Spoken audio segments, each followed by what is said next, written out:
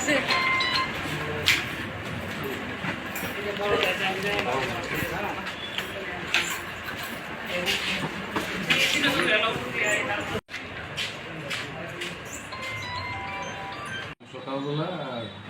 11:30টার সময় আমাদের যারা police officer sub inspector Kapil Pal এবং এএসআই মধু চক্রবর্তী তারা রুটিন ভেহিকেল চেকিংয়ে ছিল।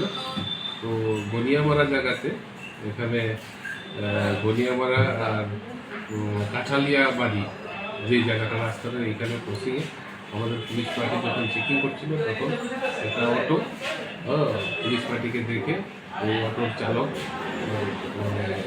পালিয়ে যায়, কিন্তু অটোটা আমরা ধরতে সক্ষম হই। অটোটার নাম্বার হচ্ছে TR07A2649। সেই অটোটাকে তল্লাশি চালিয়ে এখান থেকে অনুমান 66 কেজি গাঁজা আমরা বরামদ করি এবং তা সিজ করে আমরা এটা NDPS অ্যাক্টে আমরা কেস দিচ্ছি। স্যার অটোটা কি প্যাসেঞ্জার অটো স্যার? হ্যাঁ, অটোটা তো এমনি তো অটো তো TR07A2649। এটা আমাদের কাছে দাঁড়ানো ছিল।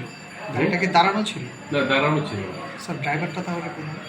ড্রাইভার তো বললাম তো, পুলিশ পার্টি যখন চেকিং করছে একটা নির্দিষ্ট স্থানের দূরে থেকে তারা পুলিশ পার্টিকে দেখে ড্রাইভার পালিয়ে যেতে সক্ষম হয়, কিন্তু আমরা অটোটাকে আমরা সিজার করি, নিয়ে আসি। স্যার তার গাড়ির মালিকের কোনো খোঁজখবর পাবো স্যার?